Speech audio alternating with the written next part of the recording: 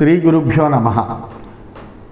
గురుర్బ్రహ్మా గురుర్విష్ణు గురుర్దేవో మహేశ్వరః గురుస్సాక్షాత్ పరం బ్రహ్మ తస్మై శ్రీ గురవే నమః. అస్మద్గురుచరణ పాదారవిందాభ్యాం నమః.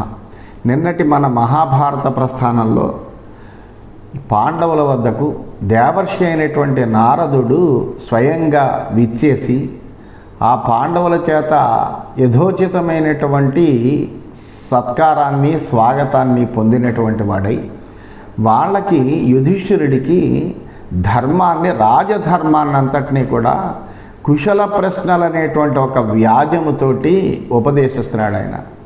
ఆయన అనేకములైనటువంటి ధర్మాలని ప్రశ్నిస్తున్నట్టుగా, అంటే ఒక రాజు ఎటువంటి ధర్మాలు ఆచరించాలి, ఎటువంటి ధర్మాల్ని రాజు అనేటువంటి వాడు ఆచరించడం వల్ల ఆ రాజ్యం సుభిక్షంగా ఉంటుంది, ఆ రాజ్యంలో ఉండేటువంటి ప్రజలందరూ కూడా సుఖ సంతోషాలతో ఉంటారు అనేటువంటి విషయాన్ని మహారాజు అయినటువంటి యుధిష్ఠిరుడికి తెలియచెప్పాలనేటువంటి ఉద్దేశంతో ఆయన అనేకములైనటువంటి ప్రశ్నలు వేస్తున్నటువంటి ఒక వ్యాజంతో ఈ రాజధర్మాలన్నింటినీ కూడా యుధిష్ఠిరుడికి ఉపదేశిస్తున్నాడు.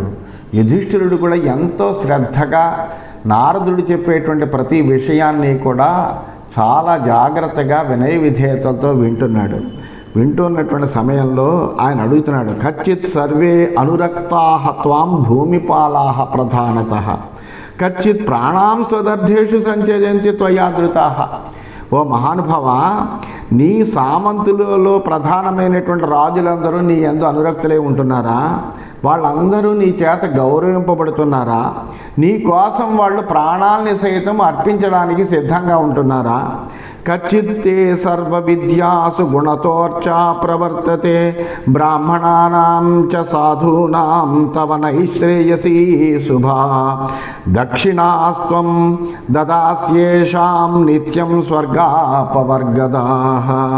అట్లాగే అన్ని విభాగాల్లోనూ అన్ని విద్యల్లోనూ బాగా ఆరితేరినటువంటి వాడిని, నైపుణ్యం కలిగినటువంటి వాడిని తెలుసుకుని వాళ్ళని గౌరవిస్తున్నావా నువ్వు?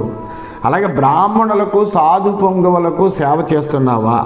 నీకెల్లప్పుడూ శుభాన్ని కలిగించేటువంటి బ్రాహ్మణులకు భూరి దక్షిణలు ఇస్తూ చక్కగా వాళ్ళని గౌరవిస్తున్నావా? వాళ్ళు నీ స్వర్గప్రాప్తికి మోక్షప్రాప్తికి కారకులైనటువంటి వాళ్ళు కదా. కచ్చిత్ ధర్మే త్రయీమూలే పూర్వైరాచరితే జనైః యతమానస్తథా కర్తుం తస్మిన్ కర్మణి వర్తసే. అలాగే నీ పూర్వీకులు అంటే నీ తండ్రి తాత ముత్తాతలందరూ కూడా వేదోక్తమైనటువంటి ధర్మాలని ఆచరిస్తున్నటువంటి వాళ్ళై చక్కగా వాళ్ళు రాజ్యాన్ని పరిపాలన చేశారు. అటువంటి వాళ్ళు ఎటువంటి ధర్మాన్ని అయితే ఆచరించేస్తున్నారో అటువంటి ధర్మాన్నే నువ్వు కూడా ఆచరిస్తూ నీ పూర్వుల్లాగే ఉండడానికి ప్రయత్నం చేస్తున్నావా లేదా? ధర్మాచరణకు అనుకూలమైనటువంటి పనుల్లో నీ మన ప్రవృత్తి నిలుస్తోంది కదా. ఎందుకంటే మన ఏవ మనుష్యాణం కారణం బంధమోక్షయో అంటాం. మన మనస్సు దేని మీద అయితే లగ్నమై ఉంటుందో ఆ పనిని మనం ఉత్సాహంగా చేయగలుగుతాం. అందువల్ల ధార్మికమైనటువంటి కార్యాలు మనం చెయ్యాలనుకున్నప్పుడు మన మనస్సు కూడా దాని యందు ప్రవర్తించినప్పుడు ఆ ధర్మ కార్యాలన్నీ కూడా పరిపుష్టిని పొంది చక్కగా ఆచరింపబడతాయి. అందువలన ఆ విధంగా నీ మనస్సు అలా నిలుస్తోందా లేదా? కచ్చిత్తవ గృహే అన్నాని స్వాదూన్యస్నంతి వై ద్విజాః గుణవంతి గుణోపేతాః తవాధ్యక్ష ప్రదక్షిణం సదక్షిణం. అలాగే నీ రాజభవనంలో నీ కళ్ళెదురుకుండా చక్కగా సద్గుణ గరిష్ఠులైనటువంటి పాక శ్రేష్ఠులైనటువంటి బ్రాహ్మణులు మధురమైనటువంటి పదార్థాలు వండుతున్నారా? అటువంటి రసవంతమైనటువంటి మృష్టాన్నాలన్నీ కూడా నీ ఎదురుకుండా బ్రాహ్మణులందరూ కూడా భోజనం చేస్తున్నారా? అంటే ప్రతి నిత్యము కూడా బ్రాహ్మణులకి చక్కగా అన్నదానం చేస్తున్నావా లేదా? భోజనం అయిన తర్వాత వాళ్ళకి చక్కగా దక్షిణలు ఇచ్చి సత్కరిస్తున్నావా లేదా? కచ్చిత్ క్రతూర్యేకచిత్తః వాజపేయాంశ సర్వసః పుండరీకాంశ కార్ష్ణేన యతసే కర్తుమాత్మవాన్. అలాగే నువ్వు ఏకాగ్రమైనటువంటి మనస్సు కలిగినటువంటి వాడవై వాజపేయము, పౌండరీకము మొదలైనటువంటి యాగాలను నిండు మనస్సుతోటి ఆచరించడానికి తగినటువంటి విధంగా ప్రయత్నం చేస్తున్నావా లేదా? కచ్చిత్ జ్ఞాతీన్ గురువున్ వృద్ధాన్ దైవతాన్ స్థాపసానపి చైత్యాంశ వృక్షాన్ కళ్యాణాన్ బ్రాహ్మణాంశ నమస్యసి. అలాగే నీ యొక్క జ్ఞాతులను, గురువులను, వృద్ధులను, పెద్దలను, దేవతాపసులను, ఋషులను, అశ్వత్థం మొదలైన పుణ్యవృక్షాలని, శుభకారకులైనటువంటి బ్రాహ్మణులను ప్రతిదినము కూడా నమస్కరిస్తున్నావా లేదా? కచ్చిచ్చోకో నమన్యుర్వా త్వయా ప్రోత్పాద్యతే అనఘ అపి మంగళహస్తశ్చ జన పార్శ్వే అనుతిష్టతి. ఓ పుణ్యశీల యుధిష్ఠిర, నీ మనస్సులో ఎప్పుడు కూడా దుఃఖానికి కానీ కోపానికి కానీ ఆశ్రయం కలగట్లేదు కదా. అంటే కోపంగా కానీ అలాగే దుఃఖంగా కానీ నువ్వు ఉండట్లే కదా. మంగళకరమైనటువంటి వస్తువులు చేతిలో పెట్టుకుని నీ పరివారం ఎప్పుడు కూడా నిన్ను విడిచిపెట్టకుండా పక్కనే ఉండి సేవిస్తున్నారా లేదా? కచ్చిదేశాచతే బుద్ధి వృత్తిరేషాచతే నఘ ఆయుష్యాచ యశస్యాచ ధర్మకామార్థదర్శిని. అంతేకాదు మహారాజా, ఇప్పటి వరకు నేను చెప్పినట్టుగా నీ యొక్క బుద్ధి ప్రవృత్తి ఉంటున్నాయి కదా. ఇటువంటి విధంగా ధర్మానికి అనుకూలమైనటువంటి బుద్ధితో ప్రవర్తించినట్లయితే వాళ్ళకి చక్కగా ఆయుర్వృద్ధి కలుగుతుందయ్యా. అంతేకాదు గొప్ప కీర్తి కూడా కలుగుతుంది, యశోవృద్ధి కూడా కలుగుతుంది. ధర్మార్థ కామాలని సంపూర్ణంగా ఆచరించగలిగేటువంటి వాడు అవుతావు నువ్వు. ఏతయా వర్తమానస్య బుద్ధ్యా రాష్ట్రం నసీదతి విదిత్య చ మహీం రాజా సోత్యంతం సుఖమేధతే. ఈ విధంగా ధర్మబుద్ధితో కనుక ఏ రాజు ప్రవర్తిస్తే అతని రాజ్యం ఎప్పుడూ కూడా నాశాన్ని పొందదు. ఈ విధంగా ప్రవర్తించినటువంటి రాజు ఈ భూమండలాన్నంతటినీ కూడా జయించినటువంటి వాడై సుఖంగా ఉంటూ దినదినాభివృద్ధి చెందుతాడయ్యా. కచ్చిదార్యో విశుద్ధాత్మ క్షారితశ్చౌరకర్మణి అదృష్ట శాస్త్ర కుశలై నలోభాద్వజ్యతే శుచి. అలాగే శాస్త్రాల్లో మహా నేర్పరులైనటువంటి కుశలైనటువంటి విద్వాంసులతోటి సాంగత్యం లేకుండా నీ మంత్రులు ఎవరైనా, అంటే సజ్జన సాంగత్యము లేనటువంటి నీ మంత్రులు ఎవరైనా, మూర్ఖులు ఎవరైనా కానీ పవిత్రాత్ములపై, అంటే ఏ విధమైన నేరము చేయనటువంటి విశుద్ధాత్మలపై దొంగతనం అనేటువంటి నేరాన్ని మోపి వాళ్ళని శిక్షిస్తున్నారా? లేక వాళ్ళ ధనాన్ని అన్యాయంగా కాజేయడం కానీ జరుగుతుందా? లోభం వల్ల అధికంగా ధనాన్ని సంపాదించాలనేటువంటి వారికి మరణశిక్ష విధిస్తున్నారా లేదా? దుష్టో గృహీత తత్కారీ తజ్ఞై దృష్ట సకారణ కచ్చిన్న ముచ్యతే స్థేన ద్రవ్యలోభాన్నరర్షభ. అంతేకాదేమో మహారాజా, ఎవరో ఒకడు దొంగతనం చేస్తాడు. ఆ దొంగతనం చేసినటువంటి వాడు వీడు దొంగతనం చేస్తున్నాడు అని చూడబడతాడు. సకారణమైనటువంటి విధానంగా అక్కడ సాక్ష్యాధారాలు కూడా ఉన్నప్పటికీ కూడా ఎవరైనా కానీ వాడిని ద్రవ్యలోభంతో వదిలిపెట్టేయట్లేదు కదా. అంటే శిక్షింపదగినటువంటి వాడు ఎవడు కూడా ఏదైనా ధనలోభంతో కానీ మరొకటితో కానీ వదిలిపెట్టబడట్లేదు కదా. ఉత్పన్నాన్ కచ్చిదాఢ్యస్య దరిద్రస్య చ భారత అర్థాన్న మిథ్యా పశ్యతి తవామాత్యాహృతా జనై. అంతేకాకుండా ఎవరికి ఏ విధమైనటువంటి ఆలస్యం కానీ లేకపోతే కనుక పంచేంద్రియ విషయాల్లో ఆసక్తి చూపడం, ప్రజోపయోగ విషయాలు ఆలోచించకపోవడం, ఇలాంటివి ఎవరైనా చేస్తూ ఏమన్నా ఇబ్బందిని కలిగించేటువంటి వాళ్ళు ఏమైనా ఉంటున్నారా నీ దాంట్లో? ధనవంతుడైనటువంటి వాడు ఎవడైనా దరిద్రుణ్ణి బాధ పెడుతున్నాడా? అలాగే నీ అమాత్యులు ఎవరైనా కానీ ధన లోభంతో, అంటే ధనాన్ని కోరినటువంటి వాళ్ళయ్యి ఏ విధమైనటువంటి నేరము చేయనటువంటి వాళ్ళని శిక్షించడం కానీ, అట్లాగే నేరం చేసినటువంటి వాళ్ళని వదిలిపెట్టడం కానీ ఈ రెండూ జరగట్లేదు కదా. ఇంకా పోతే అని ఈ విధంగా అనేకములైనటువంటి రాజధర్మాలు, అంటే రాజు ఎటువంటి ధర్మాలని ఆచరించాలి అనేటువంటి విషయాలన్నీ చెప్పాడు. అట్లాగే ఇప్పుడు రాజుకి ఉండకూడనటువంటి దోషాలు ఉన్నాయి, కొన్ని 14 రకములైనటువంటి దోషములు శాస్త్రజ్ఞులు చెప్పారు. అటువంటి ఆ దోషాలన్నీ చెబుతున్నాడు.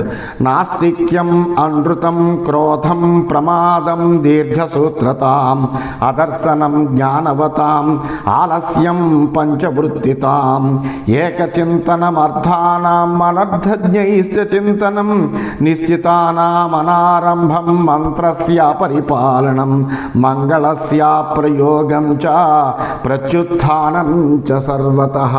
కచ్చిత్వం వర్జయస్యేతాన్ రాజదోషాన్ చతుర్దశ, ప్రాయసో యైర్వినశ్యంతి కృతమూలాపి పార్థివాః. ఈ రాజదోషాలుగా 14 రాజదోషాలు చెప్పబడ్డాయ్యా. ఈ 14 రాజదోషాలు రాజుకి ఉండకూడనటువంటివి, అటువంటివి ఏవి నీకు లేవు కదా అంటున్నాడు. నాస్తిక్యం, అందులో ప్రధానమైనటువంటి దోషం ఏంటంటే నాస్తిక్యం, అంటే భగవంతుడు లేడు అనేటువంటి భావన రాజుకు ఉండకూడదు. పరలోకం లేదు, ఈశ్వరుడు లేడు అనేటువంటి నాస్తిక్య భావం కానీ, అసత్యము కానీ, కోపము కానీ, ఏమరపాటు కానీ, దీర్ఘచింతనము కానీ, జ్ఞానులతో సహవాసం చేయకుండా ఉండడం కానీ, ఆలస్యము కానీ, అలాగే ఇంద్రియ విషయాల్లో ఆసక్తి చూపడం కానీ, ప్రజోపయోగ విషయాల్లో ఒక్కడే ఆలోచన చేయడం కానీ, అర్థశాస్త్రము తెలియనటువంటి, అంటే పనికిరానటువంటి మూర్ఖులతోటి ప్రధానమైనటువంటి విషయాల గురించి ఆలోచించడం కానీ, నిశ్చయించుకున్నటువంటి కార్యాల్ని ప్రారంభం చేయకుండడం కానీ, రాచరికపు రహస్యాలను బయట పెట్టడం కానీ, మంగళకరమైనటువంటి ఉత్సవాలను చేయకుండా ఉండడం కానీ, ఒక్కడితో శత్రువుపైకి దాడి వెళ్ళడం కానీ, ఇటువంటి 14 రాజదోషాలని నువ్వు విడిచిపెట్టావు కదా. ఇలా విడిచిపెట్టకపోతే కనుక రాజు చాలా తప్పనిసరిగా నష్టపోతాడు. ఇటువంటి దోషాలు రాజు అనేటువంటి వాడికి ఏమాత్రము ఉండకూడదు. అవన్నీ నువ్వు విడిచిపెట్టావు కదా అని అడుగుతాడు. కచ్చిత్తే సఫలా వేదాః, కచ్చిత్తే సఫలం ధనం, కచ్చిత్తే సఫలాధారాః, కచ్చిత్తే సఫలం శృతం. అలాగే నువ్వు ఏ అధ్యయనము చేసి నేర్చుకున్నటువంటి ఏ వేదములైతే ఉన్నాయో, అలాగే పారంగతులైనటువంటి వేదాలని చక్కగా జీర్ణం చేసుకుని అధ్యయనం చేసినటువంటి వేదాంగ తత్వజ్ఞులైనటువంటి వాళ్ళు చెప్పేటువంటి శృతి ప్రోక్తమైనటువంటి విషయాలన్నీ కూడా సఫలమయ్యాయా? నీ ధనము, నువ్వు సంపాదించినటువంటి ఏ ధనమైతే ఉందో ఆ ధనము సరైనటువంటి ప్రయోజనాన్ని చేకూర్చే విధంగా సఫలమవుతోందా? అట్లాగే నీ స్త్రీలందరూ కూడా సఫలమయ్యారా? నీ శాస్త్రజ్ఞానం అంతా కూడా సఫలమవుతోందా అని ఈ విధంగా అనేకములైనటువంటి ప్రశ్నలు ఏకధాటిగా ఆ నారద మహర్షి ఆ యుధిష్ఠిరుణ్ణి వేస్తూ అనేకములైన విషయాలను బోధిస్తే అవన్నీ కూడా యుధిష్ఠిరుడు ఎంతో శ్రద్ధగా విన్నాడు. విని అప్పుడు యుధిష్ఠిరుడు అంటున్నాడు, కథం వై సఫలా వేదాః, కథం వై సఫలం ధనం, కథం వై సఫలాధారాః, కథం వై సఫలం శృతం.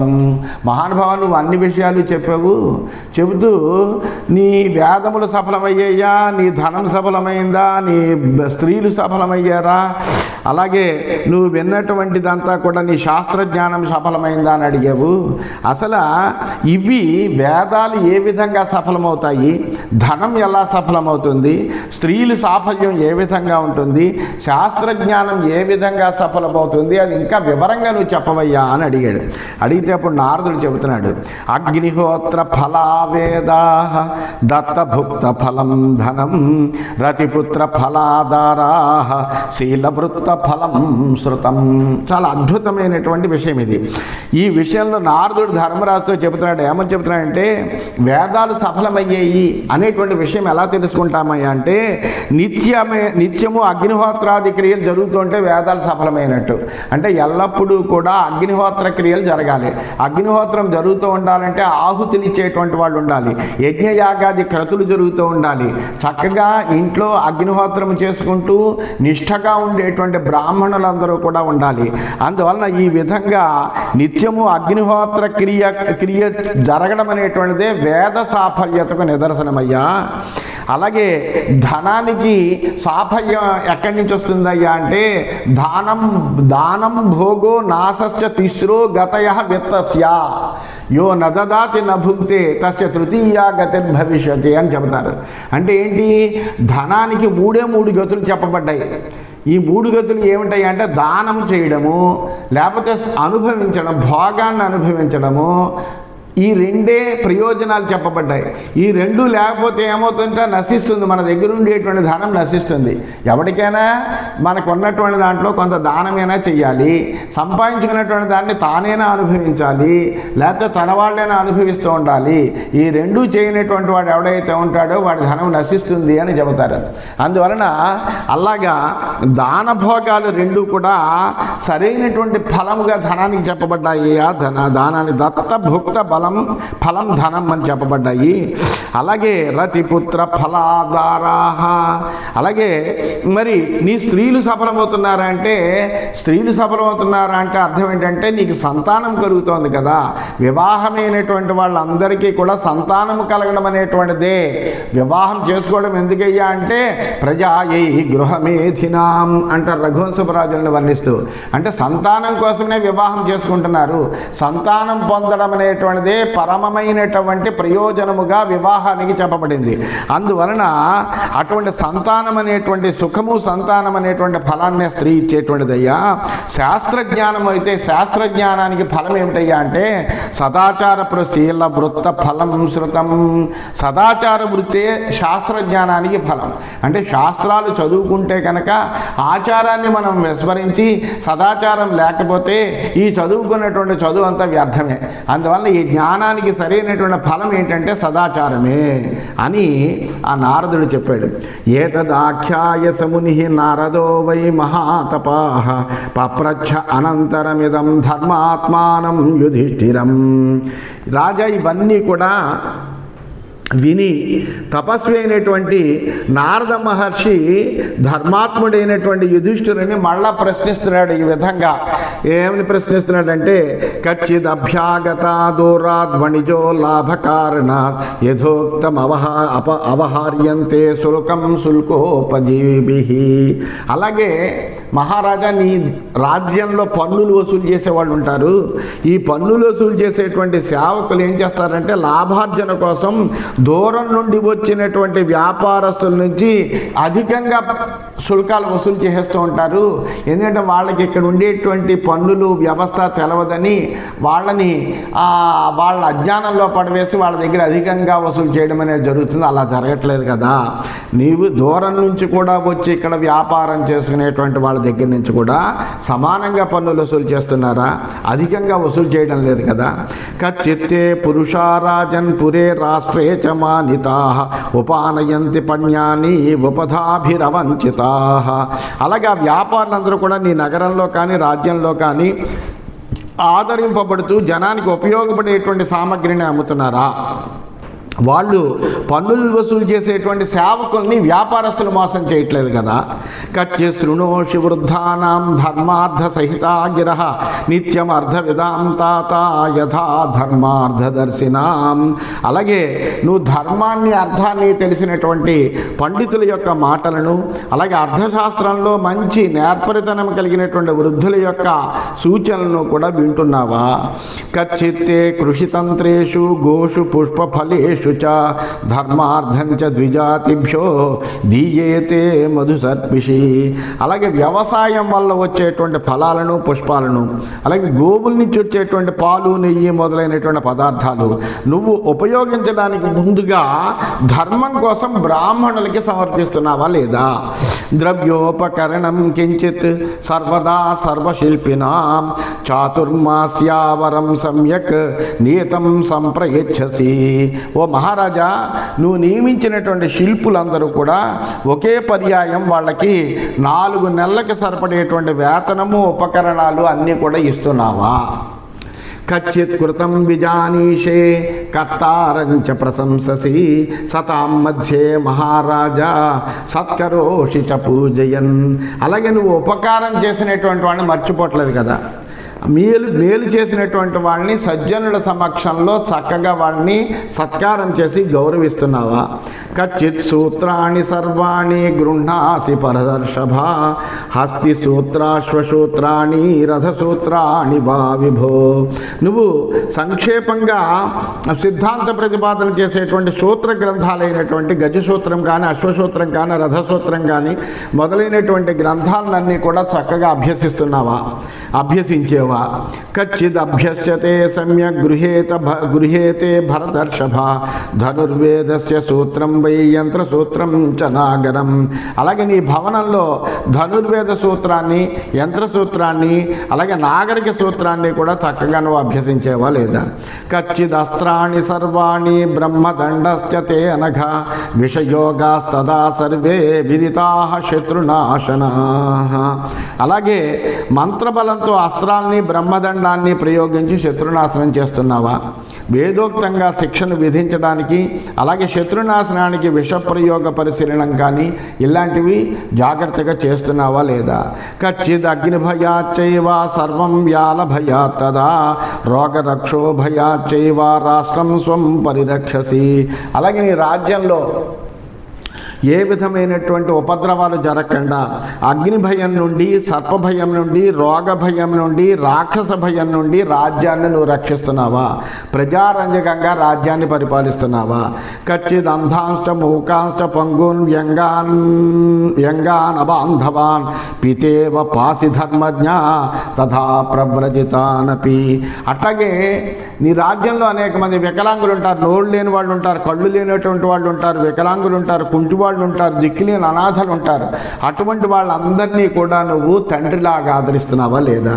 షడనర్థా మహారాజా కచ్చిత్తే పృష్ఠత కృతాః నిద్రాలస్యం భయం క్రోధో అమార్దనం దీర్ఘసూత్రత. అలాగే లోకంలో 6 దోషాలు చెబుతూ ఉంటారయ్యా. నిద్ర, ఆలస్యము, భయము, కోపము, కాఠిన్యము, దీర్ఘాలోచనం అనేటువంటి 6 దోషాలు చెబుతారు. ఈ 6 దోషాలని నువ్వు విడిచిపెడుతున్నావా లేదా?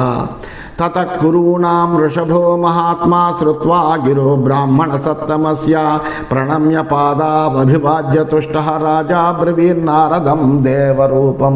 ఈ విధంగా నారదుడు చాలా చక్కగా అనేకములైనటువంటి ధర్మాలను అలా ఉపదేశిస్తుంటే అవన్నీ కూడా శ్రద్ధగా విన్నటువంటి కౌరవ శ్రేష్ఠుడైనటువంటి యుధిష్ఠిరుడు బ్రహ్మపుత్రుల్లో శ్రేష్ఠుడైనటువంటి ఆ నారద మహర్షి యొక్క మాటలను విని ఆ మహర్షి పాదాల మీద పడి నమస్కరించాడు.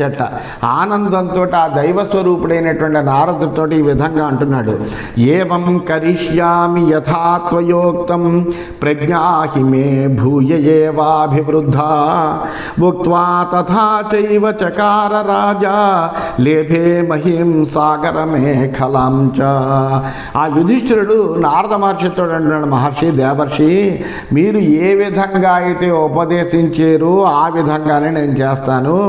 మీరు చేసినటువంటి ఈ ప్రబోధం వల్ల, ఈ ఉపదేశం వల్ల నా బుద్ధి ప్రజ్ఞ కూడా ఎంతో పెరిగాయి అని ఆ యుధిష్ఠిరుడు సముద్ర ఈ విధంగా చెప్పినటువంటి వాడై ఆ సముద్ర పర్యంతం ఉన్నటువంటి భూమండలాన్ని చక్కగా పరిపాలించాడు నారదుడు చెప్పిన విధంగా. ఆ తర్వాత కాలంలో అప్పుడు అని నారదుడు ఈ విధంగా యుధిష్ఠిరుడు ఈ విధంగా నారదుడు చెప్పిన తర్వాత నారదుడు అంటున్నాడు, ఏవం యో వర్తతే రాజా చాతుర్వర్ణ్యస్య రక్షణే స విహృత్యేహ సుసుఖీ శక్రస్యైతి సాలోకతాం.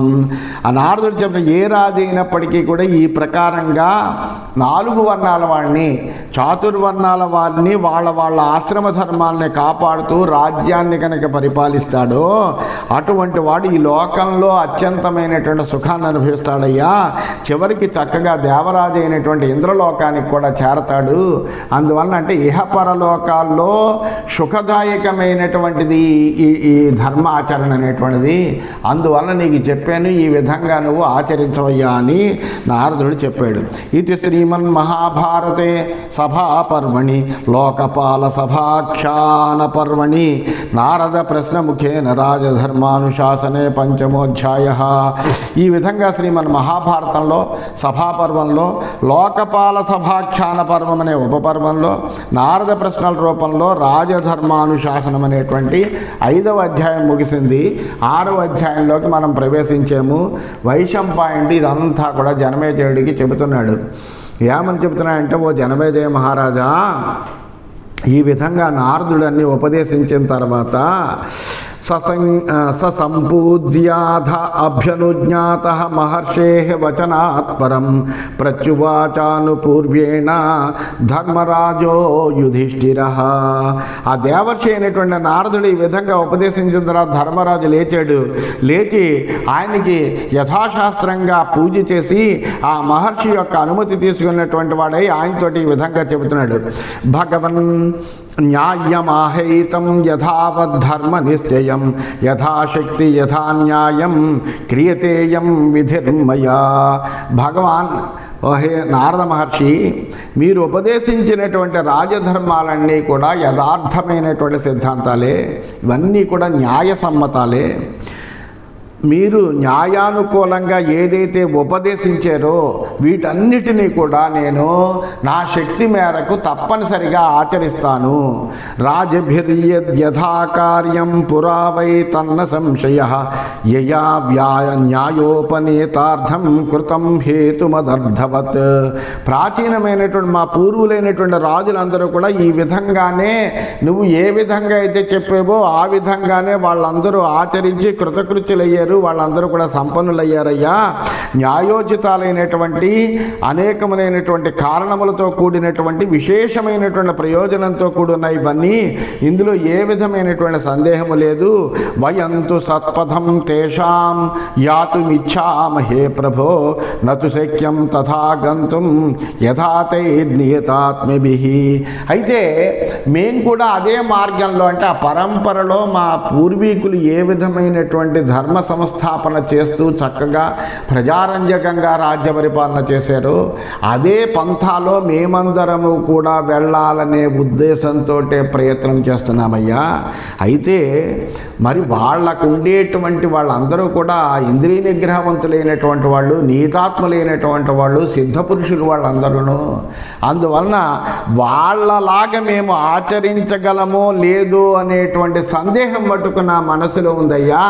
అంతేకాని మేము కూడా ఆ మార్గంలోనే తప్పనిసరిగా ప్రయాణం చెయ్యాలనేటువంటి కృత నిశ్చయంతో మేము ఉండి చేస్తున్నాము అని అన్నాడు.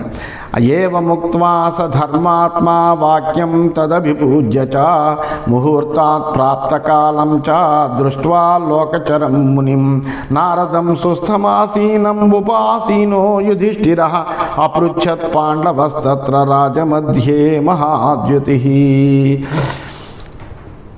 ధర్మాత్ముడైనటువంటి ఆ యుధిష్ఠిరుడు నారదుణ్ణి ఈ విధంగా ప్రశంసించి ఆయన తోటి మీరు చెప్పినటువంటివి యథాశక్తిగా నేను తప్పనిసరిగా పాటిస్తానయ్యా అని చెప్పాడు. చెప్పిన తర్వాత ఆ త్రిలోక సంచారైనటువంటి నారద మహర్షి ప్రశాంతంగా కూర్చున్నాడు. కూర్చున్న తర్వాత ఆయనకి చేయవలసినటువంటి సత్కారాలు అలాగే ఉపచారాలు అన్నీ కూడా చేశాడు. 2 గడియల తర్వాత మళ్ళీ దాన్ని సరైనటువంటి సమయంగా భావించినటువంటి యుధిష్ఠిరుడు అక్కడ ఉండేటువంటి రాజులందరూ కూడా సుఖాసీనులే ఉన్నారు ఆ సభలో. అటువంటి సభలో ఆ రాజులందరి సమక్షంలో నారదుణ్ణి ఈ విధంగా అడుగుతున్నాడు. భవాన్ సంచరితే లోకాన్ సదా నానా విధాన్ బహూన్ బ్రహ్మణ నిర్మితాన్ పూర్వం ప్రేక్షమాణో మనోజవః. ఓ మహర్షి, మీరు మనోవేగం కలిగినటువంటి వాళ్ళు, ఎక్కడికి కావాలంటే అక్కడికి వెళ్ళగలిగినటువంటి వాడు, 14 లోకాన్ని కూడా సంచరించగలిగినటువంటి శక్తి కలిగినటువంటి వాడు నారద మహర్షి.